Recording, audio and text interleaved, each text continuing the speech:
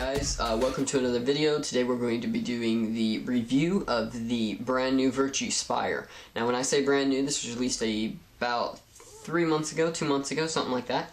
And I was probably one of the first owners of them. I really appreciate Punisher's Paintball for hooking me up. I was able to get one of these off the first run of them, so I was really excited about that. And I've been using it for the past 2 months now. Obviously I haven't played every weekend, but been playing at least 4 to 5 weekends of play using the Virtue Spire. We played some speedball for half of that and a little bit of rec ball, woods ball style for the rest of it. And I have to say I'm definitely impressed by the Spire. So far it's performed really good, but we're going to get into that in a second here. First thing I want to go over is the packaging. Packaging it comes with I don't have on me right at the moment, but it's very nice packaging, very on the line, very high top. It's got a really nice plastic kind of material. It's not a plastic, it's not glass, but it's a plastic case with just really nice stickers and stuff on it. It looks really nice. You can check it out in my unboxing video. I think their packaging was spot on. Very detailed manual. However, some of the older manuals aren't quite up to date.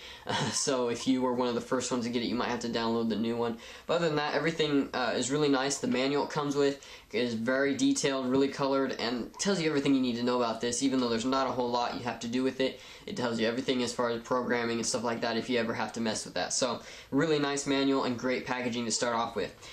What you get with the Virtue Spire is the Virtue Spire and the manual, all in a box. You don't get anything else, and that's fine because there's nothing else needed for this. This runs off of 3 AA batteries, and so far I have to say it's worked extremely well. I've yet to have to replace the batteries with one, and it's just overall performed great when it comes to battery wise. Never had to replace them yet, and we're going on I think my 5th or 6th weekend of using it, so really good battery life so far.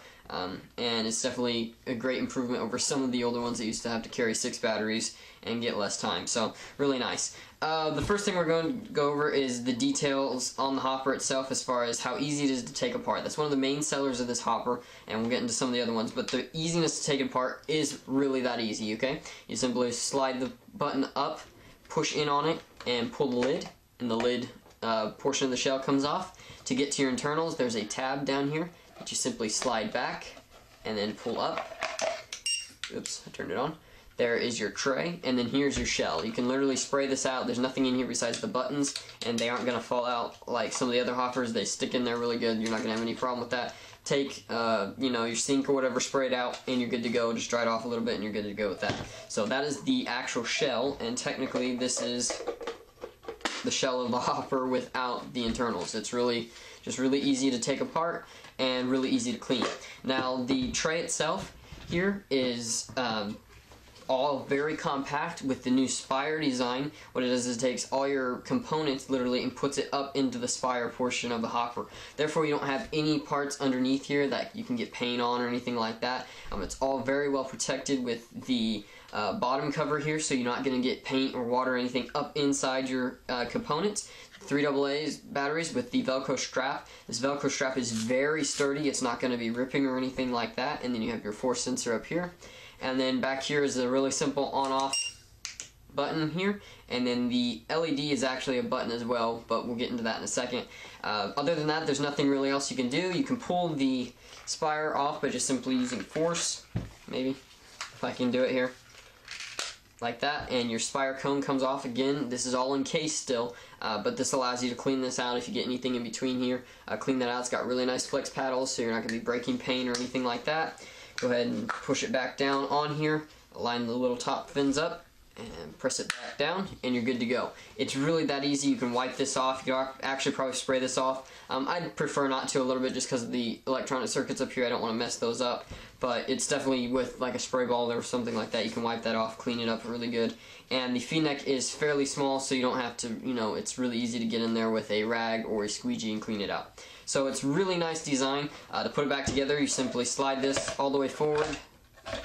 Yeah, all the way forward and drop it down, and that locks into place. Go ahead and put your top on, pull the lock down, and you're good to go. That's really all there is to it. So it's really easy to take care of. It's a really slim profile, as you can see. This is one of the smallest loaders on the market, I believe, as far as electronic hoppers go, and it really is that small. Okay, the V-neck is really low profile, so it sets right down on your gun.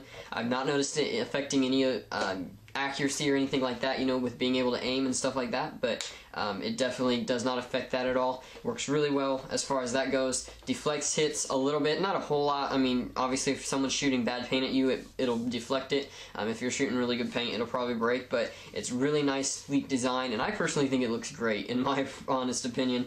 I don't get where people really say it looks like a boat or anything like that, but I really do like how it looks, and overall, its appearance is very sleek and very nice. So we're going to go on to the rating of it. I think the packaging of itself is really good. I think you can't really do much else with it. It doesn't need to include anything else. So I think the packaging is really a 10 out of 10. I'm not sure what else you can do with it. When it comes to Hopper's features, the lid is really nice, really big wide open mouth here. Now this allows for any kind of pod, which I have a pod here, but I got stuff in it. Let me go ahead and dump those out really fast. But as you can see, if you've got a standard pod here, you can put the pod inside, okay? It fits clear down in there, so you're gonna get a lot of paint in there. You're not gonna be spilling anything. Really easy to reload fast, just for the fact that it's really open. Now, if you use a speed feed, that obviously retracts a little bit of that. However, I'm not seeing a very large difference in it from any other speed feeds on different loaders. The lid itself is really nice. It takes a little bit of breaking in. Like mine is just now able to get it popped open pretty easily. However, I've not played with it a whole lot. I've been just doing this at home just to kind of break it in a little bit more. And it has helped a little bit. It's not as hard, but when I first got it, it was definitely really hard to pop the lid open. But the lid works really well. It snaps down good. It pops open easier once you get it kind of broken in. And overall is a great feature, I guess you could say, of the Spire. Now, the easiness to flip between a speed feed and a regular lid is extremely simple. You just take that off, put your new one on.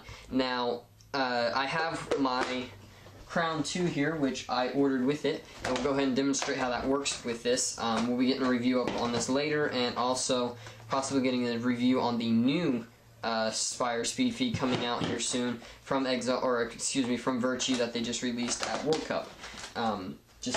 Actually 2 days ago. So we're gonna go ahead and just show you guys how easy it is to put your speed feed on. Say it starts raining or it quits raining or anything like that. Simply slide it up, push it in, pull the top portion off, put it on, and you're good to go. That's as easy as it gets. Really is, I believe, the fastest way to install a speed feed on the market. Also, one thing really nice about Virtue's hoppers is you can still open the lid portion of this. That way, if you're like in between games and you want to get a really good fill on it, you can pop that open and fill it without going through the speed feed. It works really nice. Now, we're not going to get into the speed feeds on that very much. And I kind of got sidetracked there a minute, but we'll be getting a review on that later. So it's really easy to, get to your hopper, open your lid, and stuff like that.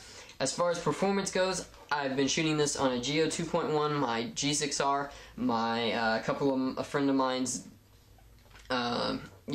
Dangerous Power G3s and G4s, stuff like that, and I've not had any gun it can't keep up with. I had my Bob Long G6R on ramping uncapped for the first game on accident. It wasn't on purpose, and I had no problem. This thing was keeping up with it just as fast as I could pull the trigger, and a little bit faster once I started ramping on accident. But I mean, it just kept up really easy. No problems with it, not being able to keep up with speeds of 20, 25 balls per second and over. So it definitely can feed anything you're going to put it on. One thing I found a little bit different than this is the feed neck is a little bit smaller diameter. Therefore, like, I can take a feed neck that I always use my rotor on, stick this in here, and it's really loose. I have to tighten the feed neck down. Now, that's good for some things and bad for others. It allows you to use it on some feed necks that you would normally have to shave down the feed neck on other hoppers. However, it can be a little bit of a pain with certain feed necks, and I can see that being an issue in the future. However, most feed necks are becoming pretty standard, so I don't see it being anything that can really downgrade from the hopper itself. The easiness to use is really simple. I mean, seriously, you could stick this out there with anybody and they can use it. Simple push button on off. So it's on, it's off, really easy. There are programming modes on this hopper, however, I don't recommend setting them unless you're having problems with it. I had a slight problem that wasn't actually a problem, it's just a personal preference. Called Virtue about it and they fixed it up really fast for me, taught me how to get to that setting. That goes back to the manual. The first manual that came out didn't have that setting on there, but it does now if you get a newer one. However, they told me how to set that, got it set, and it's been working excellent, exactly how I want it, and I've not had to change any other settings in it. So it's really nice. You can program it. To access the programming mode, you press and hold the LED, which is actually a button. So you press and hold that and turn it on. As you can see, it's in programming mode, and you can go ahead and turn it off and do whatever you need to in programming mode. We'll not go into that in detail. This also acts as, I guess you could say, a force feed. So as you can see, it's spinning because there's no paint in there, but if we press it once, as you can see, I'm pressing it more than once, but you can actually make it force feed. That way, you know, you have if you just dump the pot in there and it's taking a little bit, you can press that really fast. If you have any kind of issues or you just need to force it a little bit more than what you would. I've not actually had to use that, I think, except for once, and it's never jammed on me. That's one thing I really like about this hopper. Like I said, I've been using it 4 to 5 weekends, and it's yet to jam on me, so I'm definitely impressed with that. I think that's everything on the Virtue Spire. I really do like it. It's a very light hopper. It works great. Overall, I've had no issues with it, and just overall a fantastic hopper. Now for the price, it's $185, I believe retail right now. It's a tiny bit high. I personally like the 150 range for a hopper, to be honest. However, this hopper really is, for the money right now, I'm gonna go out on a limb and say it's the top of the line at this moment. Now, obviously, you've got the die rotor out there. You've got the Empire Prophecy, or excuse me, Empire Z2, and those are top of the line. However, I really do, in my honest opinion, think it's exactly level with them, if not a little bit higher, just for the fact that it is a little bit quieter than some of them, and it's had absolutely zero issues with jamming or anything like that. As to the other two, I've had a little bit of a problem with that, especially with my rotor. We're not going to get into comparisons because that's not what a review is for, but I really do think for the money, it's definitely one of the top of the line, if not the top of the line hopper out on the market right now. I don't think it even compares to Pinocchio. For those of you who are wondering, I don't think the Pinocchio compares to a top-end loader, so I'm not even going to compare it to that, but I really do think it's on the line, if not above, the Z2 and the rotor, and it's definitely one of the best hoppers out on the market. I would definitely recommend it. Now, if you're going to be purchasing one of these, I would definitely recommend buying. If you're a Speed Feed fan, I'd wait a couple weeks from this review because there's a new Speed Feed coming out. We'll be getting some reviews on that as soon as I get it. But I would definitely wait on buying it for another week or so. That way the new Speed Feed can come out and you can order those at the same time. Just for the fact that the Virtue Crown has a couple of flaws that I think are definitely improved in the new version of it. So that's it for now. Overall, I would give the Virtue Spire at least a 9.5 out of 10. I think it's a great hopper. It's got absolutely no problems. I personally love it. I'm glad to see another company coming out with some high-end stuff on the market. I'm glad to be able to see, you know, a new hopper out there that gives us a little bit diversity, gives us a little bit different options. The only downfall to this hopper I can tell at the moment is color choice. That's going to be different here in the near future as far as I understand from Virtue. They're definitely going to be releasing new colors. As of right now, there's just black and white. I personally think that is the only downfall with this hopper that I have found so far. I'm a huge fan of it. I have to say I'm impressed with it. I'm glad to see, you know, a new hopper out there, and overall I would give it a 9.5 out of 10 over almost everything having to do with this hopper. So thank you guys for watching. Hopefully this has helped. Again, this has been the review of the Virtue Spire Paintball Loader. You can find these at any of your local retailers or online stores, and they retail for $185 plus shipping. Thank you guys so much for watching. If you haven't already, check out the Facebook page at facebook.com/nice2me2, or you can find the link in the description or on the screen. If you have any questions, let me know in the comment box below, and I'll be happy to get those answered for you. If you could leave me a like, I'd greatly appreciate it, and hopefully we'll see you in the next video. Thanks guys, and have a nice day.